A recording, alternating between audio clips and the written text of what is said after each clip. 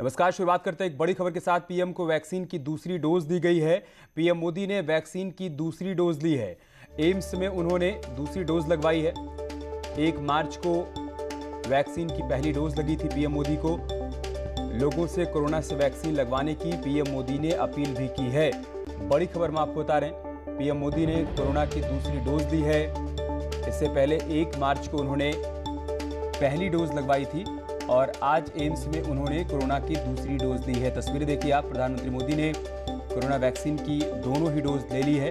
इससे पहले 1 मार्च को उन्होंने कोरोना वैक्सीन की पहली डोज ली थी और अब उन्होंने वैक्सीन की दूसरी डोज भी ले ली है। बड़ी जानकारी, बड़ी खबर हम आपको बता रहे हैं, तस्वीरें भी दिखा रहे हैं। एम्स में पहुंचकर प्रधानमंत्री मोदी ने वैक्सीन की दूसरी डोज ली है और साथ ही देशवासियों से अपील की है कि देशवासी भी वैक्सीनेशन में बढ़ चढ़कर हिस्सा लें। 45 साल से ऊपर लोगों को फिलहाल वैक्सीन लगाई जा रही है।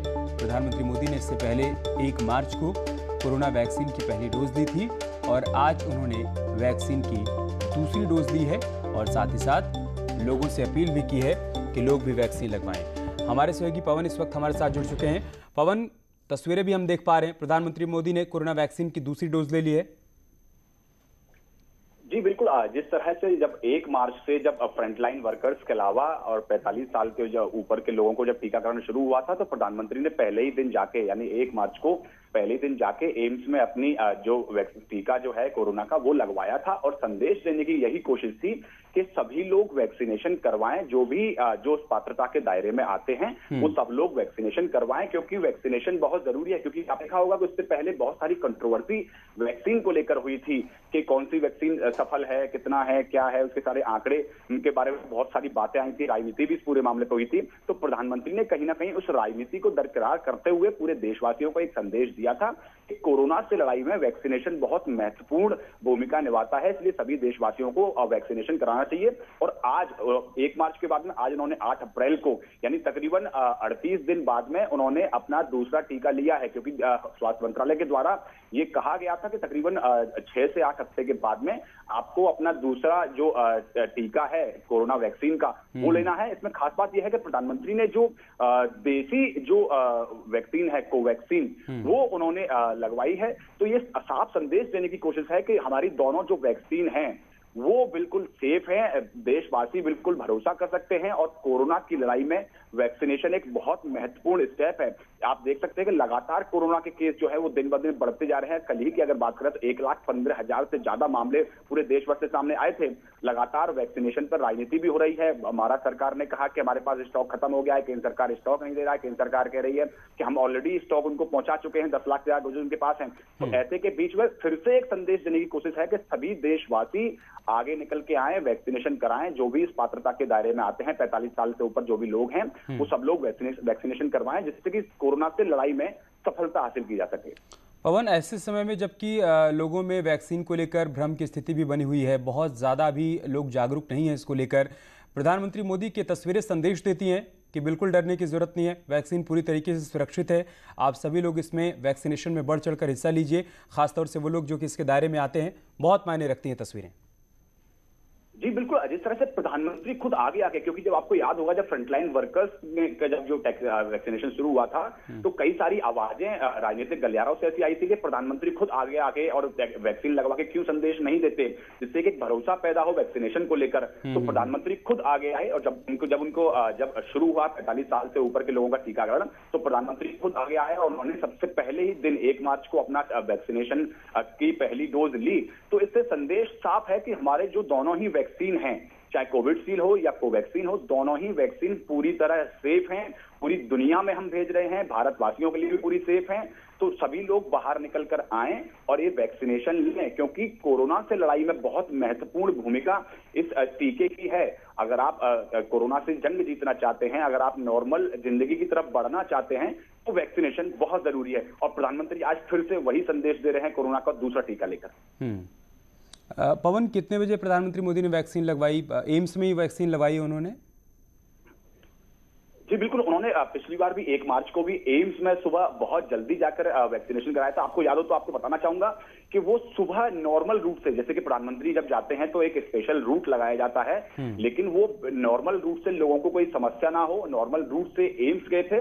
और आज भी उन्होंने बहुत सुबह जाके लगवाया, क्योंकि जब दिन के टाइम आप जाते हैं तो पूरा एक ट्रैफिक होता है, लोगों की आवाजाही में समस्या होती है, उनसे लोगों को बचाव हो, लोगों को आवाजाही में समस्या ना हो, तो उसके चलते उन्होंने बहुत जल्दी सुबह का वक्त चुना और उन्होंने अपना वैक्सीनेशन कराया, जिससे लोगों को भी समस्या ना हो, आगे का जो दिन भर का जो कार्यक्रम है लोगों का वैक्सीनेशन का, वो भी प्रभावित ना हो, तो इसके चलते उन्होंने सुबह का वक्त चुना।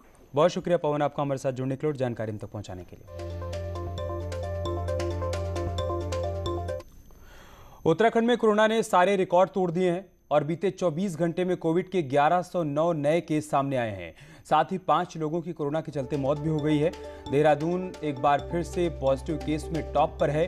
दून में 509 नए केस आए हैं, तो वहीं हरिद्वार में 308 नए मामले सामने आए हैं, जबकि नैनीताल में 113 नए केस आए हैं। इसके अलावा ऊधम सिंह नगर में 84 नए केस, तो पौड़ी में 57 नए केस आए हैं और राज्य में एक्टिव केस की संख्या 4526 पहुंच चुकी है। बढ़ते कोरोना संक्रमण के मामलों के चलते राज्य में लॉकडाउन की आशंका जताई जा रही है। वहीं न्यूज 18 के साथ खास बातचीत में सीएम तीरथ सिंह रावत ने लॉकडाउन की आशंकाओं को खारिज कर दिया है। उत्तराखंड में न्यूज 18 के एडिटर अनुपम त्रिवेदी के सवाल पर उन्होंने कहा कि मेरा प्रयास है कि लॉकडाउन की स्थिति नहीं बने। जगह जगह हम सजग हैं, सभी जिलों में अस्पताल में पूरी व्यवस्थाएं की गई हैं। हालांकि सीएम ने यह जरूर कहा है कि कंटेनमेंट जोन बनाए जाए। यही लोगों का शक है कि कहीं दोबारा तो नहीं लॉकडाउन लगेगा, आम चौराहों में, दुकानों में, यही चर्चा है। देखिए, मेरा प्रयास है कि लॉकडाउन की स्थिति ना आए और हम लोग, मैंने कहा कि जगह जगह हम पूरी तरह सजग हैं और बहुत सारे हॉस्पिटल्स इस प्रकार हमने तैयार किए भी हैं और आईसीयू इस तरह पूरे क्वारंटीन सेंटर ये सब जगह सभी जिलों में और वो फिर पुनः स्थापित किए। लेकिन स्थिति नहीं आएगी लॉकडाउन की और मुझे पूरा विश्वास है, भरोसा है। तो उत्तराखंड में कोरोना की दूसरी लहर देखने को मिल रही है। तेजी से मामले यहां पर बढ़ रहे हैं, लेकिन हैरानी यह है कि महाकुंभ क्षेत्र हरिद्वार के बजाय राजधानी देहरादून एक बार फिर से कोरोना के लिए हॉटस्पॉट बनता जा रहा है। राज्य में कुल आंकड़े 1,03,000 के पार हैं, तो वहीं एक्टिव केस भी 3,500 से ज्यादा हो गए हैं, जिसमें अकेले देहरादून में 1400 केस हैं। अब हालांकि प्रशासन को यह भी आशंका है कि कहीं निजी लैब में कोरोना टेस्टिंग में गड़बड़ी तो नहीं हो रही है। इतना केसेस आने का क्या कारण होगा, तो सर ने सभी संबंधित डॉक्टर को भी यह कहा गया कि लैब को भी इसको चेक कर लें, कहीं लैब में कहीं दिक्कत तो नहीं किसी सैंपलिंग को लेने में या उसको जांच करने में, तो इसका भी वो लोग दिखवा रहे हैं, क्योंकि यहाँ पर सारी सुविधाएं, जितनी भी एंट्री पॉइंट्स हैं वहाँ पर तो आपकी एंटीजन टेस्टिंग हो ही रही है और जैसे ही पता चलता है तो उनको आइसोलेट करके या होम क्वारंटाइन कर लिया जाता है। और आपके हमारे सारे जो डीसीसी सेंटर्स हैं और हमारे आपके कोविड हॉस्पिटल्स हैं या कोविड केयर सेंटर, सारे हमारे एक्टिवेट भी हो गए हैं। हरिद्वार में आस्था का महाकुंभ चल रहा है। जगत गुरु शंकराचार्य स्वरूपानंद की आज शोभा यात्रा निकलने वाली है। आज उनकी शोभा यात्रा निकलने वाली है। यमुनोत्री की छड़ के साथ शोभा यात्रा निकलेगी। कोरोना का भी खतरा हालांकि बढ़ रहा है, लगातार बढ़ते जा रहे हैं कोरोना के केस यहाँ पर भी, और इन सब के बीच आज शंकराचार्य की शोभा यात्रा महाकुंभ में निकलने वाली है। यमुनोत्री की छड़ के साथ एक शोभा यात्रा निकाली जाएगी।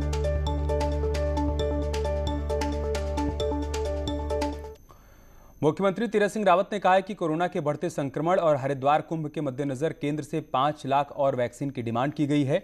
उन्होंने उम्मीद जताई है कि वैक्सीन की एक खेप जल्द ही राज्य को मिल जाएगी। सीएम का यह भी कहना है कि हमने 29 लाख लोगों के वैक्सीनेशन का टारगेट तय किया है। इसके विपरीत वैक्सीन की 13 लाख डोज उत्तराखंड को मिल चुकी है। स्वस्थ रहें और उसके लिए वैक्सीन लगभग 45,000 पर डे हम लोग लगा रहे हैं। 29 लाख की हमारे लक्ष्य डिमांड थी, 13 लाख हमको पहुंचा। 5 लाख मैंने तत्काल परसों ही भारत सरकार अपने स्वास्थ्य मंत्री और स्वास्थ्य सचिव से आग्रह किया है कि हमको तत्काल चाहिए, वो भी आ जाएगा। और हरिद्वार से हमारे सहयोगी पुलकित इस वक्त हमारे साथ जुड़ चुके हैं। पुलकित, सबसे पहले बताइए कि आज महाकुंभ में क्या कुछ विशेष देखने को मिलने वाला है?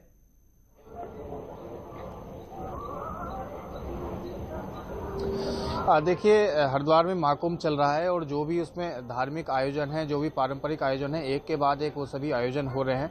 आज शंकराचार्य का शिविर में अपने प्रवेश करना है।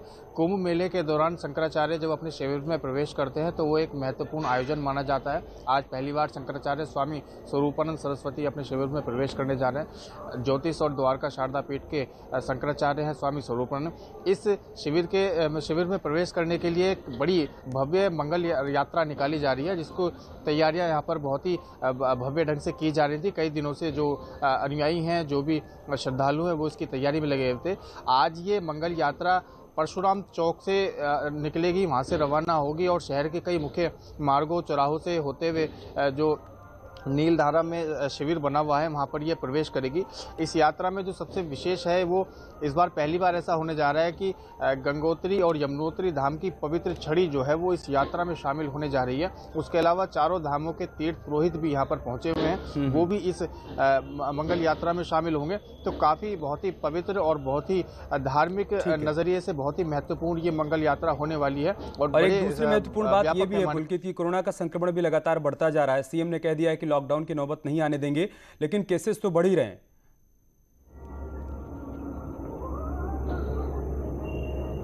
हाँ जी, निश्चित तौर पर देखिए, कोरोना की जो दूसरी लहर है वो चिंताजनक रूप से जो है लगातार बढ़ रही है। और लगातार यदि मामलों की बात करें तो कुंभ नगरी हरिद्वार की अगर हम बात करें तो कल भी 300 से अधिक मामले हरिद्वार में सामने आए थे।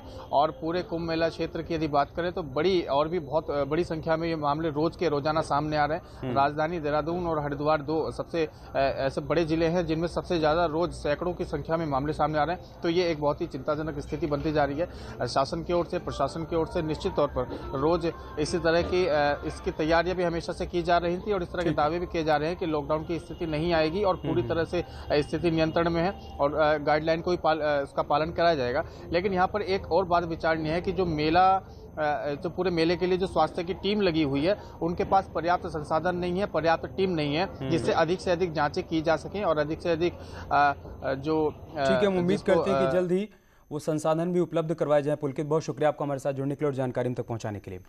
उत्तराखंड में समय से पहले चुनाव कराए जाने को लेकर सीएम तीरथ सिंह रावत ने कहा है कि प्रदेश में समय पूर्व चुनाव की कोई भी संभावना नहीं है। हम अपना पूरा कार्यकाल पूरा करेंगे, हम जनता की सेवा करेंगे, जनता का हमारे प्रति विश्वास है, हम जनता को परिणाम भी देंगे।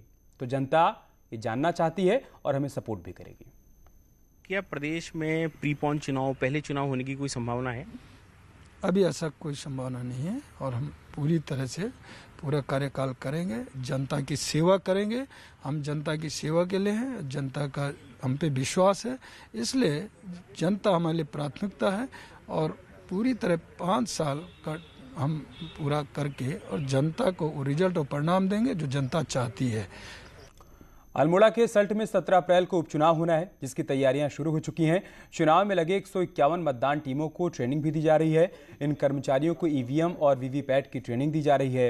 ये मतदान दल 15 अप्रैल को चुनाव ड्यूटी पर रवाना हो जाएंगे। ये सेकंड राउंड ऑफ ट्रेनिंग है। इससे पहले हमने एक पीठासीन अधिकारियों की और मतदान अधिकारी प्रथम की एक ट्रेनिंग कराई थी। आज हमने इनकी पोलिंग पार्टीज निर्धारित कर दी गई हैं रैंडमाइजेशन के माध्यम से। तो आज जो समस्त पोलिंग पार्टी जो बूथ में जाएगी उनके ट्रेनिंग प्रशिक्षण ये हमने आयोजित किया गया है। और चलिए तेज रफ्तार के साथ देखते हैं पहाड़ एक्सप्रेस। हरिद्वार में सिंहद्वार अंडरपास के करीब बड़ा हादसा टल गया। यहां बेकाबू बस की टक्कर से कार पलट गई। पौड़ी में डीएम ने जीआईसी में रखी गई ईवीएम मशीनों के वेयर हाउस का निरीक्षण किया। पौड़ी में कार्यरत जूनियर इंजीनियर्स ने मानदेय बढ़ाने की मांग को लेकर एडीएम के माध्यम से मुख्यमंत्री को ज्ञापन सौंपा। गर्मी शुरू होते ही खटीमा में पानी की किल्लत से लोग परेशान। सड़क चौड़ीकरण के नाम पर हजारों लीटर पानी की हो रही है बर्बादी।